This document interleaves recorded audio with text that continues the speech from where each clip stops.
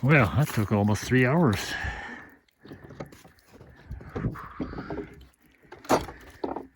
Here's the finished product. And I'm pretty sure I buried my shovel in there unintentionally. Anyway, let's look back at how this all began earlier this morning.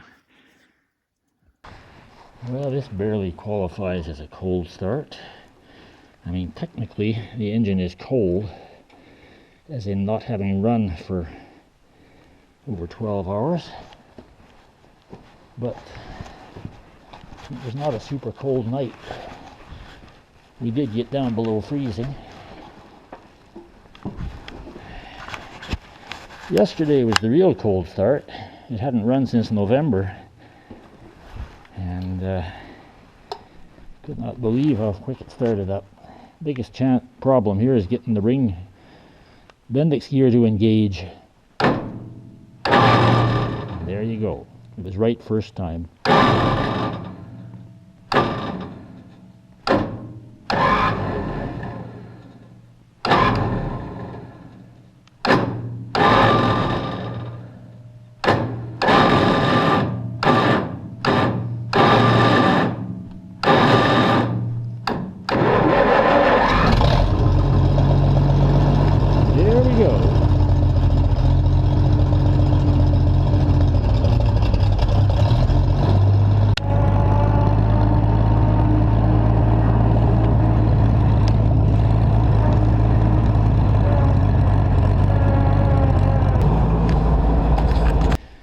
Okay, finally lined up. The reason it's up so high is because the hitch somebody welded on here actually sticks up and catches on the spout of inside this old style Westfield door. I'm going to have to modify that hitch, but anyway, this is going to be the first actual test running grain through this thing, or attempting to run grain through. Maybe it'll be a great disappointment, but we shall see. Turn gas on because the carburetor has a slight leak. No big surprise there. Yes, that's a battery cable held together with duct tape. Okay, we are on. A little bit of throttle and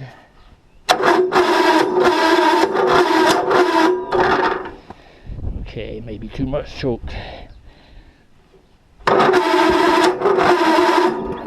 Boy, that starter sounds sick. I'm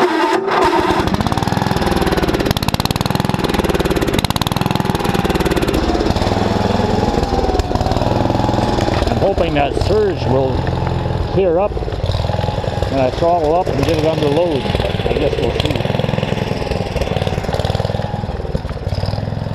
It would have been really much simpler to run this old 6-inch, lighter to handle. But I wanted to see what this Fieldking would do. It hasn't handled grain in quite a few years, judging by the rust on the auger. So, to be continued.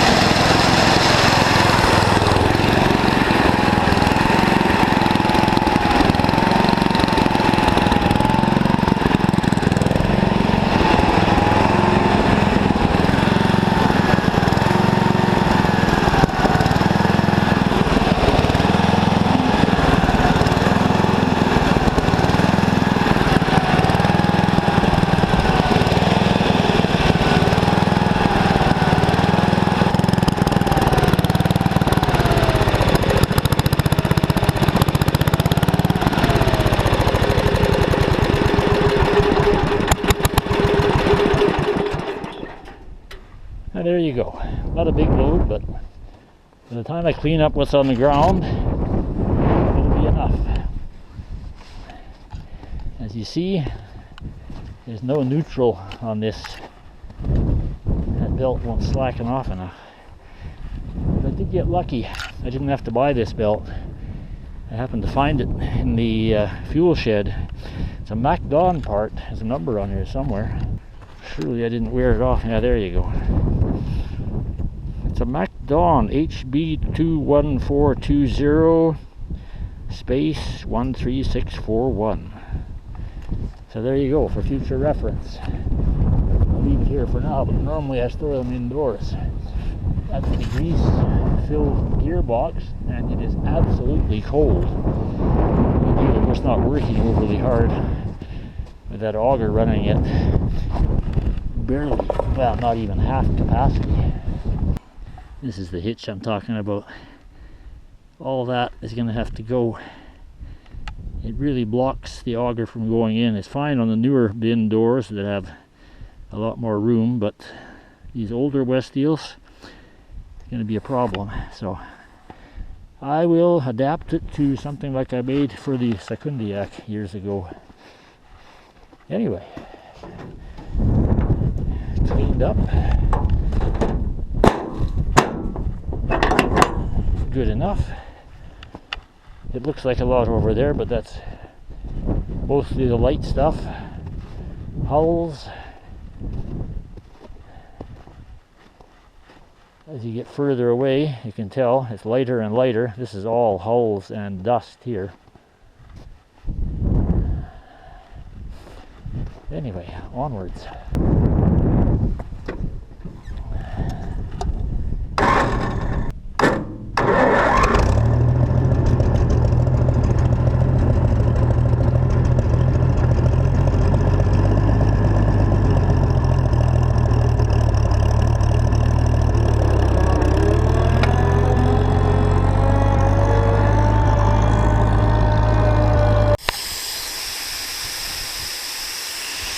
Well, this tire looks really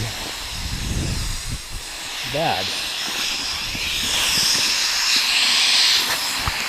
I'm probably pushing my luck trying to put air into it. I'll give it a little.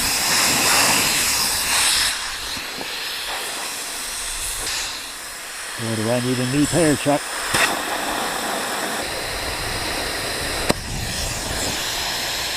Well, I think it's sitting up on a ridge that's maybe making it look worse than it is. Alright, I'm not pushing my luck any further on this one. I really don't want it to blow up in my face. Won't be able to tell, but it's quite a little hill I have to climb to get up to the hammermill area, and with the snow being a little slippery, it could get interesting, so let's give it a go.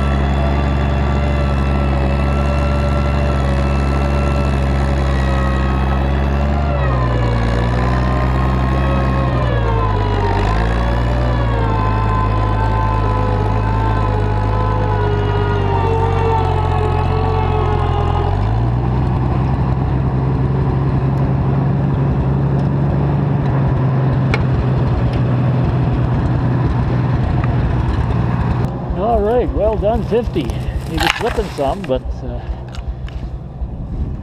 he did not fail to make the climb. What After all them lazy cats.